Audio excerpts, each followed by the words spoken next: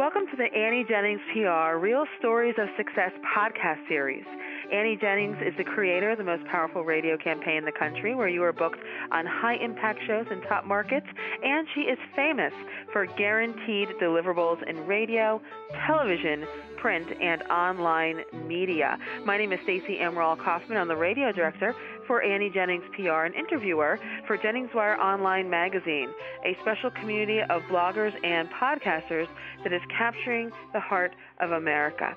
Today we are sharing a real story of success, which will give listeners an inside look into what it's like to work with top media placement firm Annie Jennings PR.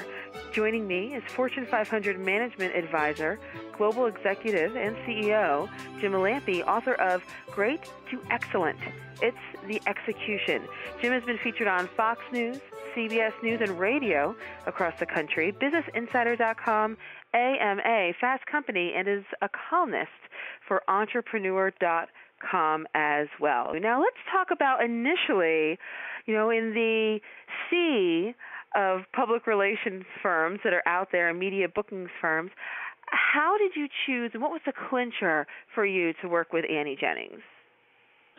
Well, once I got the book published, the book publisher had offered to do some PR and promotion of the book, and frankly, it wasn't very satisfactory, and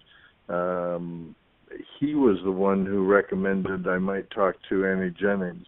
And after talking to Annie for about an hour on the phone, it became clear to me that now I finally had gotten to the kind of professional firm that knew what they were doing, had the contacts, could open doors and get placements where it would do me the most good. So that was a natural. It was that referral, first of all, and second of all, the great conversation I had with Annie. Jim, did you expect to spend an hour on the phone with the president of the company? I didn't know what to expect. I've had in companies that I've run, I've worked with PR firms before. I can say that Annie and I seem to hit it off more quickly than the time it usually takes to really feel comfortable with somebody in the PR area. So I don't know how she did it, but it certainly it was a very logical discussion. There was no rocket science. Pay-as-you-go process really made sense to me. I mean, it sort of hit on all cylinders. It was, when we finished that call, there was just not even a question about whether to go ahead. It was, how quickly can we go ahead? And how quickly did you find the PR team got you up and running and got everything in motion for you? Well, I had to ship books to all three of the arms of the firm, and once I got those shipped and had a chance to do sort of an initial discussion, we were up and running probably in less than 10 days, I would think. Yeah, and so what did you think about the guaranteed deliverables? You mentioned before the pay-as-you-go approach. Did you find that to be different than other retainer-type firms out there? Much different and much more logical when you're entering some area or some space that isn't clear. I mean, this was some new territory. I'd never written a book before, so it was the first time out to try to really promote a book, and frankly, it was not my expertise in how to do it, and you guys quickly demonstrated that you not only knew how to do it, you'd make it happen pretty darn quickly, and you did.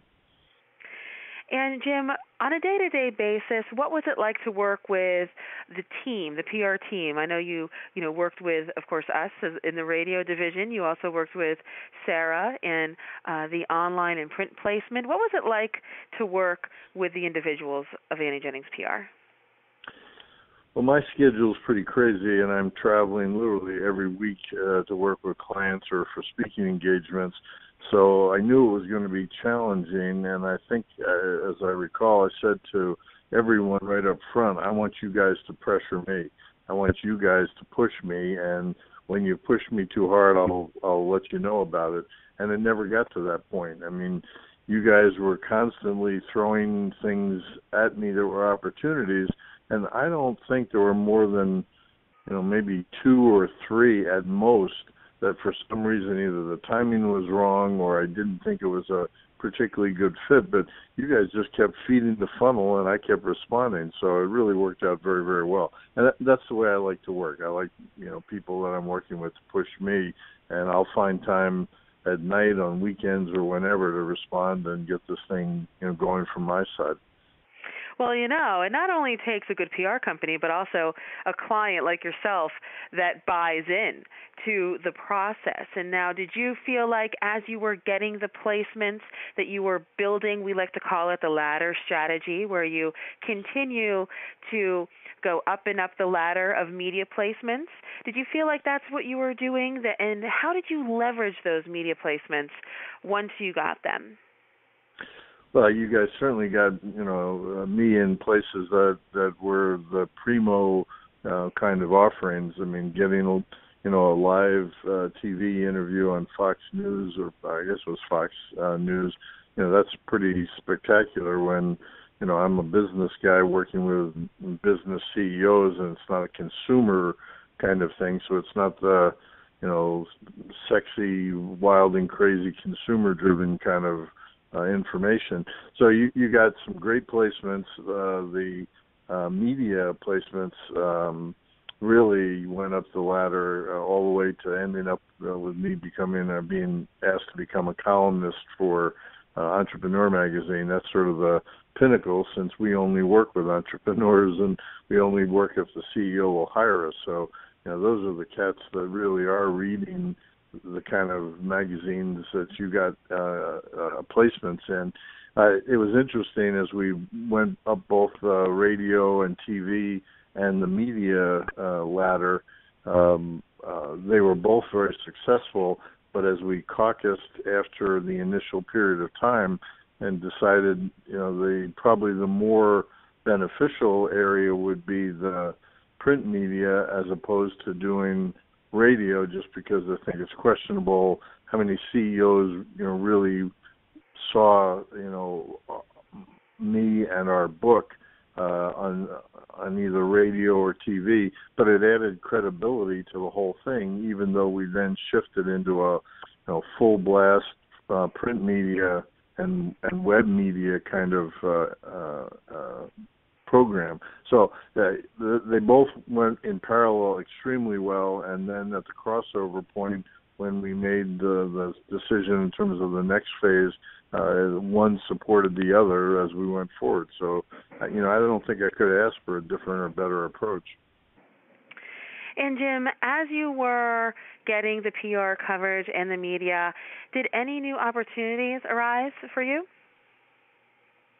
A number of people saw the information. I would say that the tweeting via Twitter just went crazy. I mean, now typically when I get something published, there will be tweets and retweets. I would say the number of tweets and retweets of my media have gone up probably a couple 100%.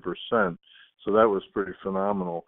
The other thing that I saw happen was we've got a website that's got a free resources page on it, and actually we put that on it as a result of starting this campaign, because we wanted to send people someplace where they could download strategic planning documents and other articles and things that I've written, and we asked them to fill in their contact information, and as a result they get an email with all the links to these different documents, so I can track who's come, how they've gotten to us, and how many there are.